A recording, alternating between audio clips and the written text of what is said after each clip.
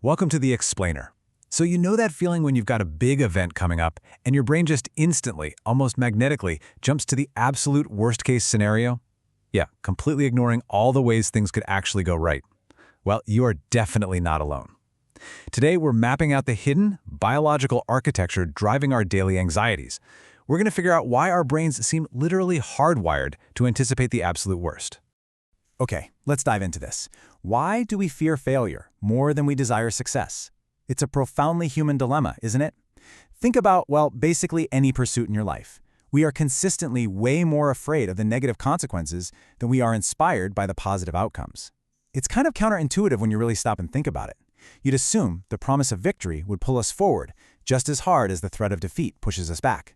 But as we're going to see, our biological wiring doesn't really believe in equal opportunity. No, our biology plays favorites, and it heavily favors fear. To really wrap our heads around this, let's look at a super relatable example from the source material, giving a speech in front of hundreds of people. Imagine you've put in the hard work, right? You've practiced, done all your research, and honestly, it's highly likely you're going to crush it up there. Now, picture the audience erupting into this massive standing ovation. Feels nice. But let's contrast that with the second scenario. Imagine blanking out, fumbling your words, or, oh man, worst nightmare, the audience actually laughing or booing at you. Notice the stark difference in your body just thinking about that right now? The ovation is a pleasant little thought, but the fumbling, that triggers an immediate visceral physical reaction. Let's look at why that actually happens. It all starts with the sheer power of negative emotions. When we experience highly emotional states, especially low-energy ones, things like pain, frustration, guilt, regret, and particularly embarrassment or shame, our brain registers an absolute five-alarm emergency. We enter a highly emotional state characterized by one desperate overriding command, fix it. When you imagine being humiliated on that stage, your brain treats that imaginary embarrassment as a literal, painful threat that has to be addressed right this second. You're thrown into a panicked need to correct the situation, even though, ironically, the situation hasn't actually happened yet. Now, what's really interesting about this slide is the precise three-step sequence your brain kicks off during these panic states. Step 1, like we just covered, is that high emotional state demanding you fix the issue. Step 2 is where the architecture really gets built. Your mind takes a literal snapshot of this negative experience for your future reference. It's essentially trying to protect you from ever experiencing that specific flavor of pain again. But then we hit step 3. Because this is a protective mechanism happening under extreme duress, your brain just starts jumping to hurried conclusions based on that snapshot. And unfortunately, these protective memory snapshots, they are deeply flawed. Because these inferences are made in an absolute rush, driven entirely by a state of fear just to satisfy our bruised ego, they totally lack any big-picture objective evaluation. They're most likely entirely irrational and illogical. But, and here's the real kicker, they are saved incredibly strongly in your brain's memory. Your mind basically etches these irrational, fear-based conclusions into stone. It treats them as absolute truths to guard your survival, completely bypassing your logical, rational mind. Which brings us to the primary culprit in this whole biological drama, the amygdala. This tiny, almond-shaped cluster deep inside your brain is your dedicated fight or flight center. It is the ultimate alarm bell.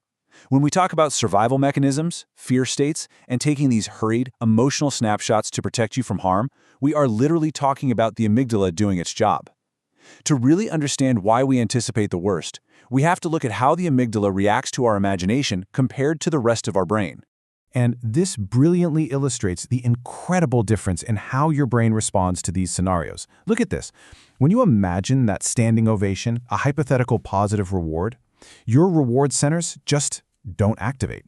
Your brain doesn't hand out free dopamine for things that haven't actually happened yet. But when you imagine fumbling or being laughed at, your amygdala, your fight or flight center, absolutely lights up like a Christmas tree. It gets highly activated by the mere thought of failure. Think about that. Your brain gives you zero biological reward for imagining success, but it punishes you with full-blown physical panic just for imagining failure. So, the absolute crucial point here is this. Your brain has a remarkably high affinity towards negative events, even when they are completely 100% imaginary. I really want you to take that away from this explainer. Your anxiety, that heavy dread you feel before trying something new, it's not a glitch in your hardware. It's an ancient, inbuilt survival and protection mechanism. Eons ago, anticipating the worst is literally what kept our ancestors alive. Your brain is simply functioning exactly as it evolved to do, prioritizing potential threats over potential victories to keep you safe. Let's see how this all builds into our final understanding. Here's the ultimate biological asymmetry laid out clearly for us. A hypothetical positive experience will not trigger your reward centers. You can daydream about winning the lottery all day long, and your brain just stays biologically neutral. But a hypothetical negative event? That will instantly trigger negative emotions and aggressive survival mechanisms. We are basically fighting an uphill battle against our own nervous system whenever we try to stay purely optimistic. Why? Because our biology literally treats imaginary threats as real, present dangers. Which naturally leads us to this incredibly profound conclusion from the source text: that is the reason why we suffer more in our imagination than in reality.